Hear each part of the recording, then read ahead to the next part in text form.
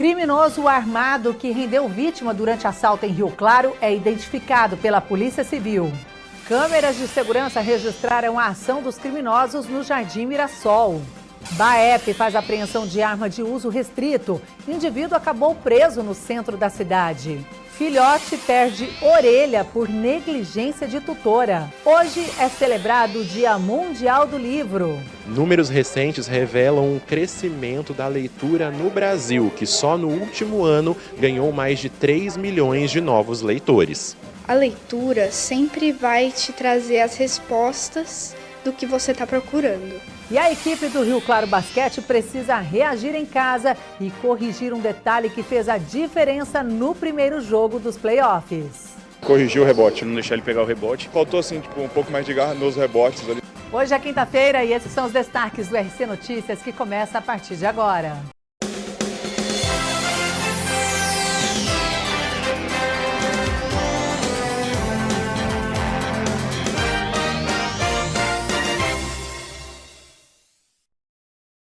Olá, boa noite.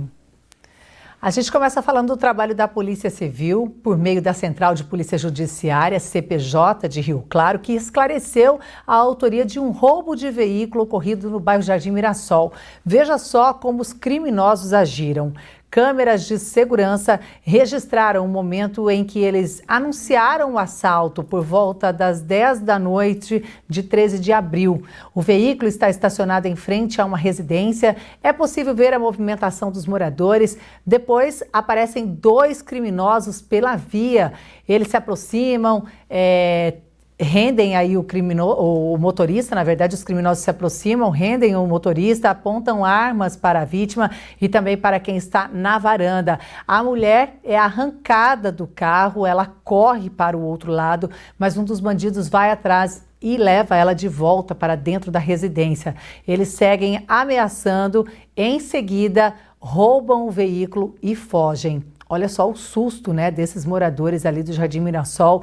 As câmeras de segurança registraram tudo e após o início das diligências investigativas para a apuração dos fatos, a Polícia Civil realizou análise então dessas imagens, sendo possível a identificação de um dos autores. Ele foi localizado e indiciado pelo crime de roubo. As investigações prosseguem agora com o objetivo de identificar e localizar o segundo indivíduo envolvido na ação criminosa. O veículo foi localizado e entregue à vítima. Portanto, aí o trabalho da Polícia Civil continua para a prisão desse indivíduo, que ele foi indiciado, mas como não foi flagrante, precisa sair uma determinação da Justiça para que ele seja preso e também a identificação deste segundo criminoso.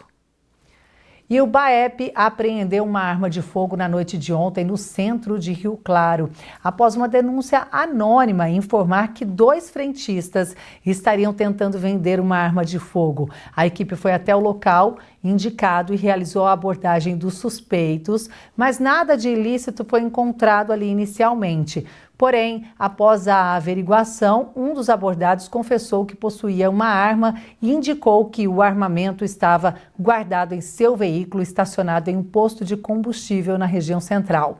No interior do carro, então, os policiais localizaram uma espingarda calibre 12 com o cano cerrado, além de 9 cartuchos intactos. O homem foi então preso em flagrante por posse ilegal de arma de fogo de uso restrito e encaminhado à delegacia, onde permaneceu então à disposição da Justiça. E agora, olha, veja esse caso, que tristeza e que revoltante. Um filhote de apenas 1 mês de vida perdeu a orelha por negligência da tutora. A ocorrência foi atendida pela Patrulha Animal da GCM de Rio Claro. De acordo com as informações, o caso foi descoberto depois que a tutora fez uma ligação telefônica na clínica veterinária relatando o ocorrido e que iria levar o animal somente no dia seguinte. Diante do quadro clínico, a médica veterinária disse que era urgência e que levasse imediatamente este animal até a clínica. Então, durante atendimento, a tutora alegou que não havia percebido a gravidade da situação, justificativa que foi prontamente rebatida pela equipe técnica, porque, de acordo com o laudo veterinário, é impossível que o quadro tenha passado despercebido, uma vez que o processo de necrose causa dor intensa, fazendo com que o filhote reaja com choros, latidos e coceira constante na região afetada. Diante da evidência de maus tratos, como você viu aí, a equipe da clínica acionou então a GCM, agiu conforme o protocolo legal e acionou então as autoridades para o registro do boletim de ocorrência. A tutora manifestou o desejo de doar o animal, que agora permanece internado sob a responsabilidade da clínica. O episódio reforça o alerta sobre o uso de acessórios em animais, porque, segundo a guarda, a tutora fez um laço apertado na orelha deste cão, o que teria então ocasionado tudo isso. Lembrando que a GCM pode ser acionada pelo 153. E mudando de assunto, o Brasil discutiu por quase uma década como seria feita a adoção das placas de carros no padrão Mercosul, como temos atualmente. Agora, cerca de 6 anos depois de todos os estados adotarem o modelo, existe uma proposta em discussão no Congresso para que as placas tenham novamente os nomes de estados e municípios. Letras, números e o nome do país. Desde 2018, a placa Mercosul é o padrão adotado no Brasil. São mais de 130 milhões de veículos emplacados no país. E em muitos lugares, as antigas chapas já vão se tornando raridade, mesmo sem a obrigatoriedade da troca. Mas um projeto de lei em tramitação na Câmara dos Deputados quer mudar mais uma vez as placas automotivas. O PL de autoria do senador Esperidião Amin prevê também que as placas voltem a ter também o nome da cidade e do estado. A mudança só teria efeito para novos emplacamentos e, de acordo com o autor do projeto, ajudaria agentes de segurança na identificação de carros roubados, por exemplo. O projeto precisa ainda ser votado pela Comissão de Constituição e Justiça da Câmara dos Deputados. Se aprovado, segue para o plenário da Câmara e depois volta ao plenário do Senado Federal. E só então segue para a sanção presidencial. Mas para este advogado, especialista em direito no trânsito, a mudança das placas pode causar mais insegurança. O que, de um lado, pode ser uma melhora da segurança pública, pode ser uma piora também, que o criminoso pode ver ali um vulnerável que não é daquela região, falar, ele não é daqui, eu vou assaltar, porque é mais fácil eu atacar alguém que não conhece a região, que está perdido aqui. Para o órgão de segurança pública, como ele tem acesso aos sistemas de informática, ao sistema de informação, ele não precisa ter essa identificação, basta que ele consulte no sistema, o que hoje com inteligência artificial é feito automaticamente. Este engenheiro do trânsito também é contra as mudanças e destaca que a discussão poderia ser outra, como a colocação de tags nas placas já existentes para cobrança facilitada em pedágios. Esta proposta é um retrocesso absolutamente descabida, totalmente descabida, não tem porquê. Em 2019 e 2018, nós tivemos 2 resoluções que tratavam das placas, novas placas no estilo Mercosul. Em 2018, a resolução que tratava disso dizia que as placas teriam que ter um tag. E em 2019, por razões absolutamente desconhecidas, ilógicas, não racionais, o tag foi retirado. Só que, ao retirar o tag, ninguém consultou o que estava acontecendo no resto do país, com relação às rodovias, com relação a pedágio free flow, que agora é uma realidade que está causando o caos nas rodovias, com milhões de multas geradas por um sistema que não funciona sem o tag.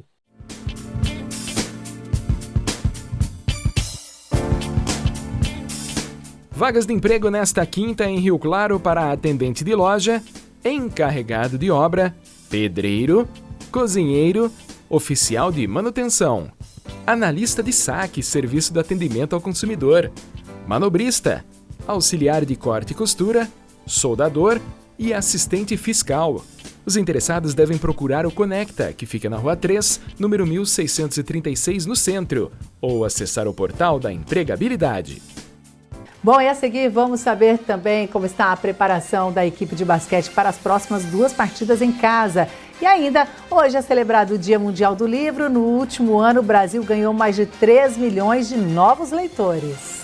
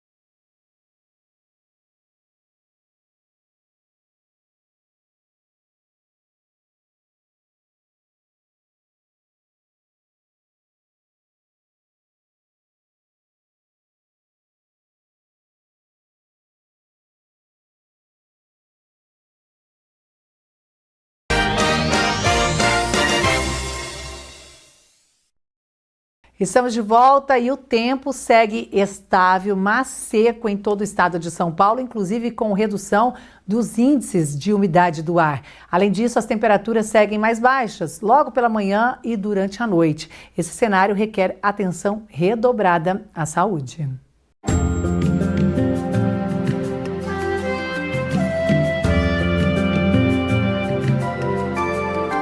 Sexta-feira de sol com muitas nuvens durante o dia e períodos de céu nublado. Noite com poucas nuvens. Em Rio Claro, mínima de 17, máxima de 29 graus. Santa Gertrudes também, com mínima de 17 e máxima de 29. Já em Itirapina, as temperaturas ficam entre 16 e 28 graus.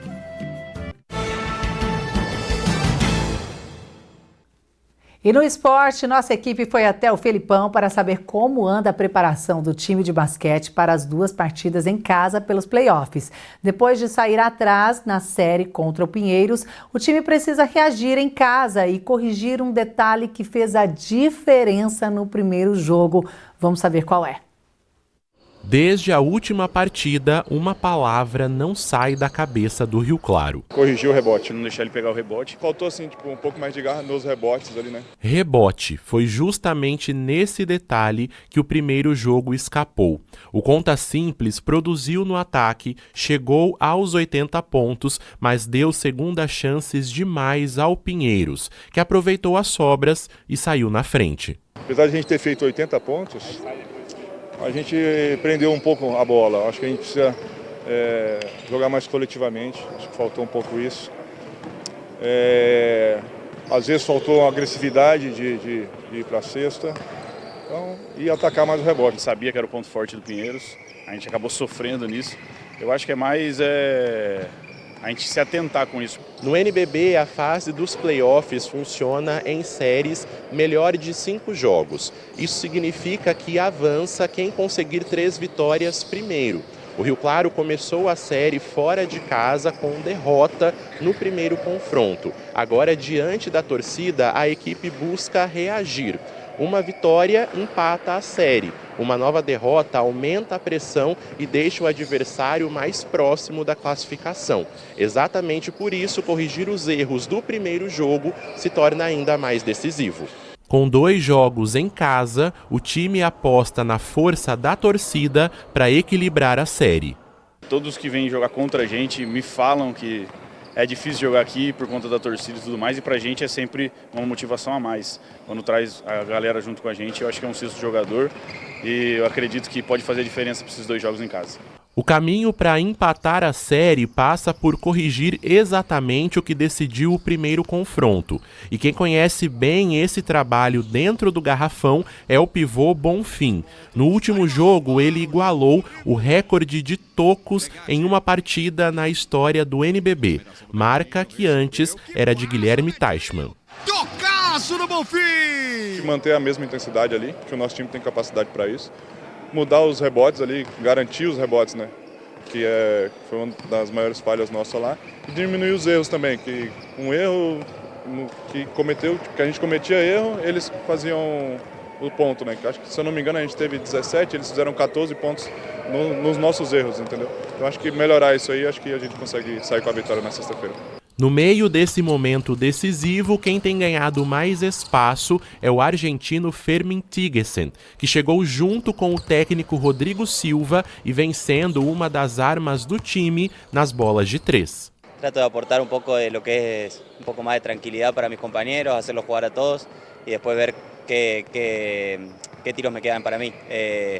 Tratar de ajudar o máximo possível, como lo vengo haciendo. Agora, a missão é ajustar os detalhes sem perder o que já vem funcionando, trabalhando com a margem mínima de erros, como pede a fase dos playoffs. É isso aí, boa sorte para a equipe, então, que eles consigam reagir aí, os meninos consigam reagir em casa. E olha, falando de cultura, hoje é celebrado o Dia Mundial do Livro.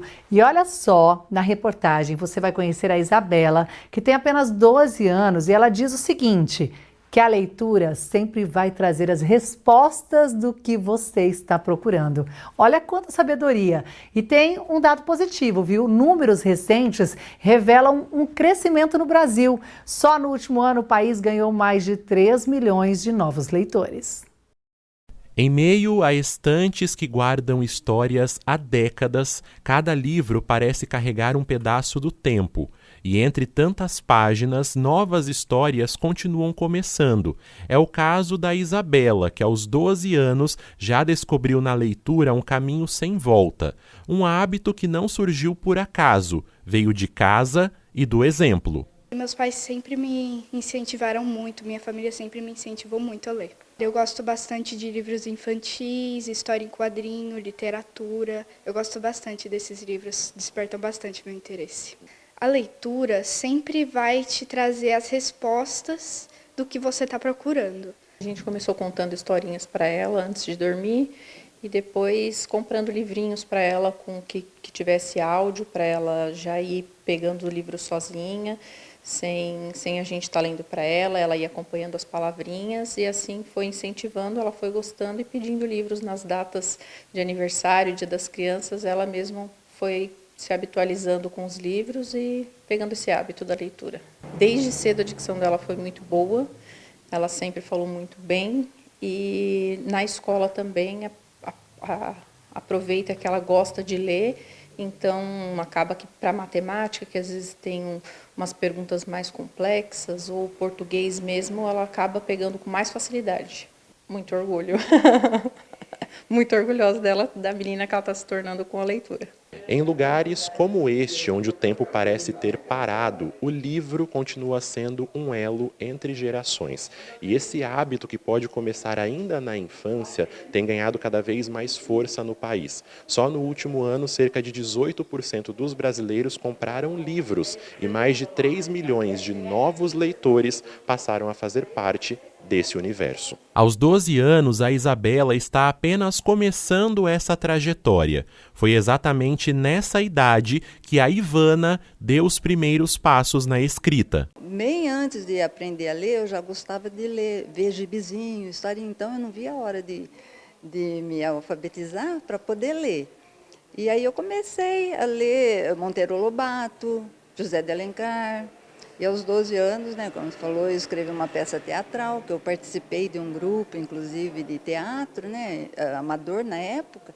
Então, aí me inspirou a escrever uma peça teatral também. Hoje, aquela menina que começou a escrever aos 12 anos lançou o primeiro livro infantil, inspirado na própria vivência e no olhar sobre a natureza. A Jujuba nasceu assim, quando eu fui ao Horto Florestal, aqui de Rio Claro, eu encontrei com uma capivarinha. E ela me surpreendeu pela doçura dela, pelo sossego. Falei assim, nossa, como um bichinho tão grande pode ser tão dócil, né? Aí ficou aquilo na minha cabeça. Aí depois veio minha neta, aí eu falei assim, nossa, eu vou unir o amor que eu tive pela Jujuba, né? Que no caso a capivara, e vou escrever um livro infantil, que acho que tem tudo a ver com preservação de natureza. Então, foi daí que surgiu o livro da Jujuba. O público infantil é o personagem principal nas páginas que contam o crescimento da leitura no Brasil. As crianças estão entre os leitores mais ativos do país, com média superior à de muitos adultos. E quem encontra incentivo e oportunidade no caminho pode acabar se aventurando em muitas outras histórias. Mesmo assim, a criança ainda aprende a ler, já tem que ter um contato com quadrinhos, com pintura, desenho, para ela ir vendo que aquele momento foi muito especial. Então é importante a criança ter essa abertura, né, de conhecimento, né? Muito bem, é isso. Já pega um livro aí para você também fazer a diferença e começar a fazer parte da estatística de novos leitores. O RC Notícias vai ficando por aqui. Desejo uma ótima noite para você. Tchau, tchau.